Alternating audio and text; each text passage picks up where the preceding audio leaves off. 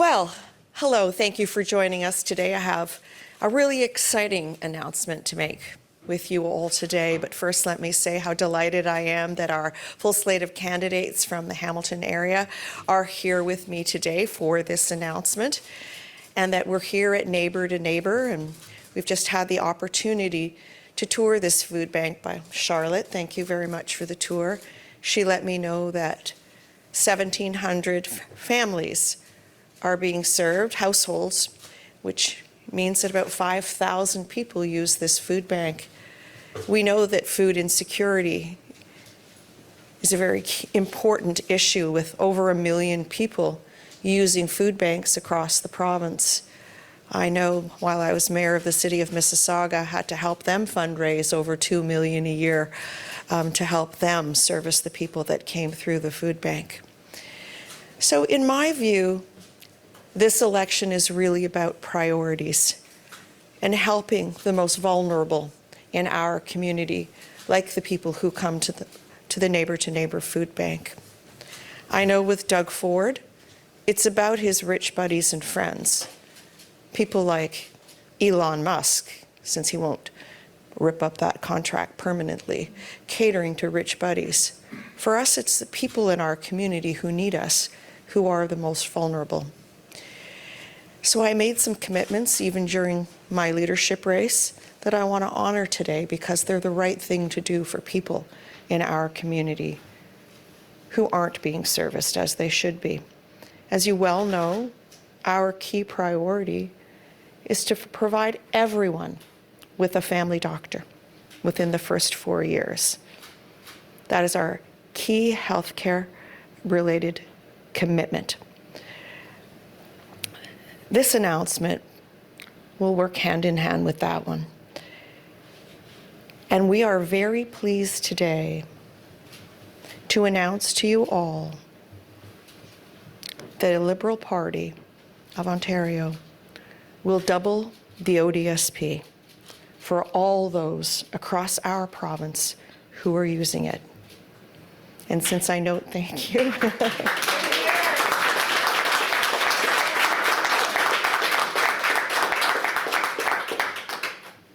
And I think it does speak to a health measure as well.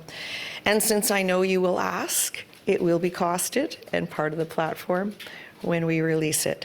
So we are all here to answer your questions, myself, any of the questions Ontario-wide. If there are specific local questions, we have some fabulous candidates here with us, and they can answer as well.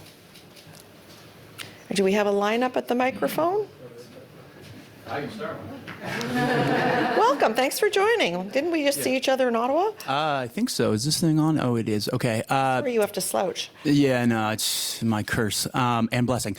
I'm Charlie of the Trillium. On this promise, Bonnie, I am just wondering if you would do anything to do with the income limits that the PCs did raise but are still in place at $1,000 a month, and if you'll be making any similar promises to do with the Ontario Works payment as well. So currently, the commitment is to double the amount that people on ODSP will be receiving. With respect to OW, I really feel that that money, since it's a supplement to the EI, should come from the federal government and top up the EI. Okay. And I understand that, you know, you're still short some candidates, so I'm just wondering if you can confirm. Very few. Well, great. So I'm just wondering if you can confirm that you will have a full slate, if that is the case, and if, you know, given the picture of things and sort of the uphill battle that you guys are fighting and you yourself are fighting in your own riding, if we should expect any sort of, you know, focusing of resources in any specific parts of the provinces from the Liberals. That's a fully loaded question. So number one, yes, we will have a full slate of candidates where we might even be able to announce that later today. We're just confirming with the last couple of people. In addition, as you well know, we're fully funded. And of course, if there is a newcomer and we needed to move around resources, we have the ability to do that too. Will we be focusing on strategic ridings? We're going to be focusing on them all, because I think all of them are winnable.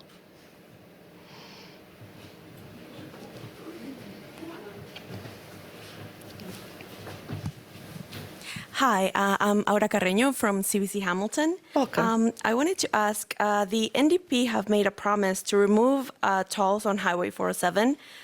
Would a liberal government do anything with the highway? You know, while I believe in investing in public infrastructure and public transit, and I certainly will look at what we will do with the 407 with respect to truck-only lanes, my priority is ensuring that you have access to a family doctor within 4 years, and to reduce the stress and toll on our hospitals. Because look at here in Hamilton, 135,000 people are without a family doctor. In the local hospitals, there is a 20-hour wait time to be seen in a hospital. So this is my key priority to the people of Ontario, to ensure that everyone has access to family health care. Thank you. And we haven't heard of any unions endorsing your party. Have you been able to secure any union endorsements, and how important is union support in Ontario and here in Hamilton? You know, at the end of the day, actually I haven't checked, to be honest, but at the end of the day, the people will decide, and the people will vote for us. They won't be told what to do or who to vote for, no matter what organization or group that they're a part of. Thank you. Hey, Bonnie. Hi. Liam Casey with the Canadian Press. Hi, Liam. On the ODSP announcement, will this be pegged to inflation, and will this be like a permanent thing going forward? Just looking for more details on this. Yes, both. Pegged to inflation, it will be permanent. The important distinction, though, is that it will be phased over a 2-year period. We won't try and do it all in 1 year. It'll be completed over 2 years. Like a doubling? Yeah, we'll start with, start with 50% of it, and then they do the doubling the next year. The NDP just announced this morning that they want to build 60,000 supportive units to get people out of encampments and out of shelters. Done a lot of work on the shelter system, the current shelter system, which a lot of people are just outright rejecting. Since we're talking about affordability today, what do you think of that plan for the NDP, and are you thinking of something similar to help out the 70 to 80,000 people that are homeless in Ontario right now? Yeah. So I don't make comments on the other parties and their platforms, because we know that my priority, of course, is to ensure that you have a family doctor within the next 4 years. However, the issue that you raise, homelessness, mental health and addictions, is a critical issue. And all cities, towns, municipalities are facing it. As you say, there are 70 to 80,000 people who are homeless. So yes, we need to build more housing. It has to be affordable housing. And it needs to be supportive housing for those individuals who are living on the streets, some of them facing some vast mental health challenges, some addiction issues. They need to get the treatment they need to get get through their addiction and into recovery. You know, this is something I've faced firsthand. I don't mind sharing with you that my biological dad had addiction issues, and he left my mom and me. And at the end of his life, his social workers called me to come and pay my respects to him in his final days, and he was in the Seton House.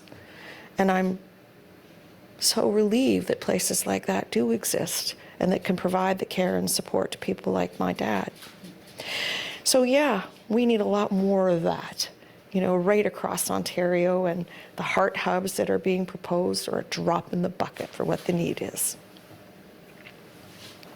Hi, Bonnie. Kelly Botello, CHCH News. Going off of that question, Hamiltonians are really concerned about encampments, as are many municipalities across Ontario.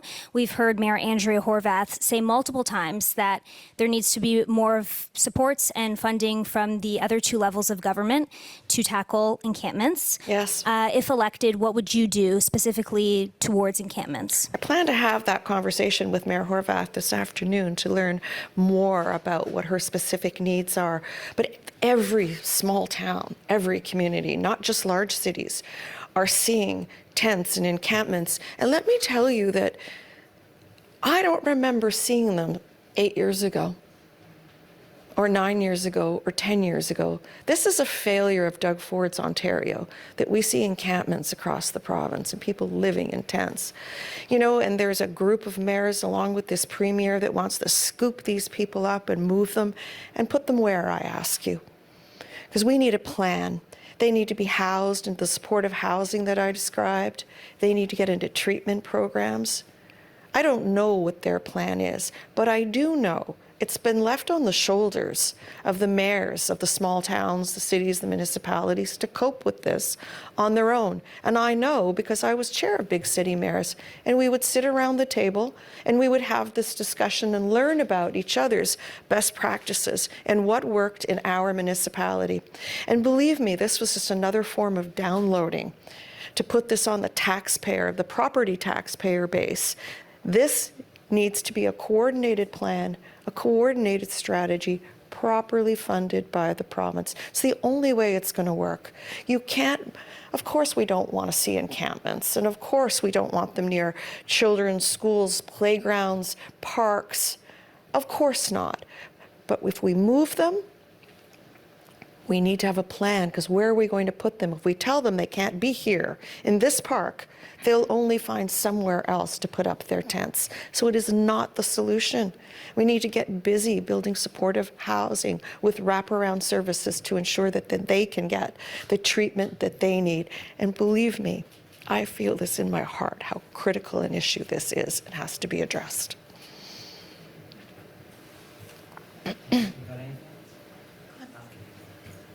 Regional transit. So a couple weeks ago, the McMaster Student Union had the presidential debate, and I found quite fascinating was the students were talking about bus connectivity.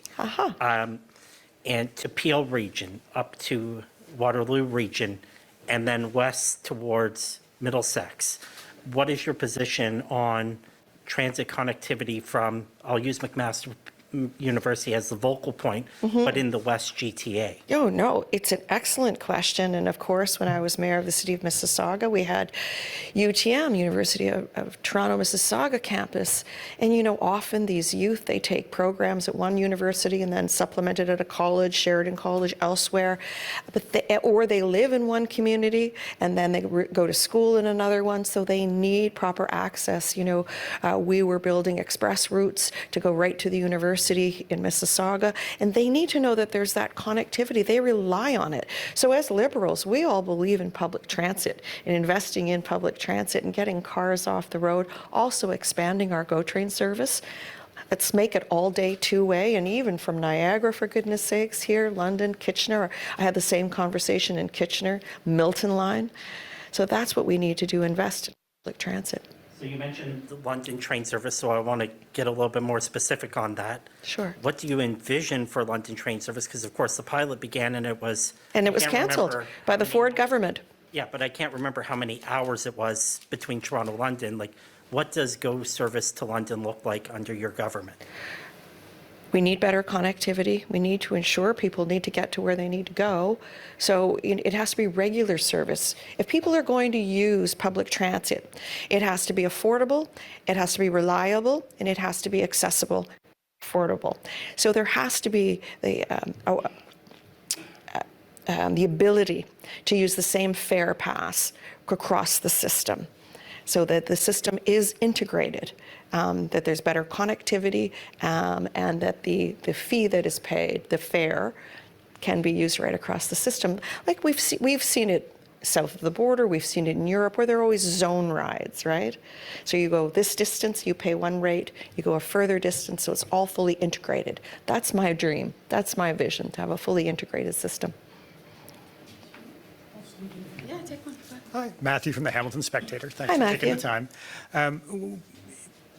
Former Liberal governments have studied the idea of expanding some of our local highway systems, widening them, you know, the Highway 403 or the QEW. Highway 7 and, yeah. Yeah, we see some of those ideas being recycled by other parties again today. How do you feel about that idea now? Expansion of the QEW, for example. And how far would we extend it? I don't know. I'm not familiar with the platforms of other parties. You know, I'm just telling you that I would believe in investing in public transit. Are there some roads that need to be expanded? I'm looking at the ones, particularly in Northern Ontario, that the roads need twinning, you know, 11, 17, 69, et cetera. So those roads definitely need to be addressed.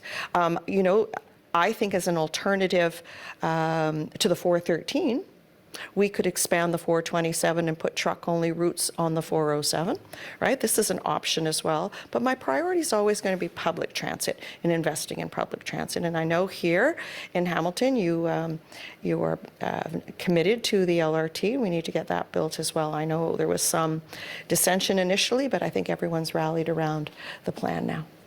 And since you brought that up, does the party have a position on how transit is funded in the province going forward? And I look at the promise to upload Ottawa's recent Right. recent LRT, for example. Operating costs, yes.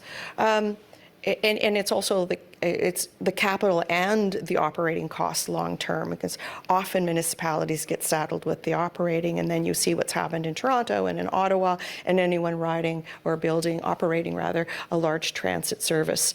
We see that. So, there have been different models for the capital, whether it's 3P or in my case, because when I was mayor, we had a very strong business case, and it's being funded by the province, but yet there have been cutbacks, and 3P is an option. But certainly, we want to ensure that they're properly funded to build, but then to operate. So I have to look at that. We've made that commitment in Toronto and in Ottawa to look at uploading those costs.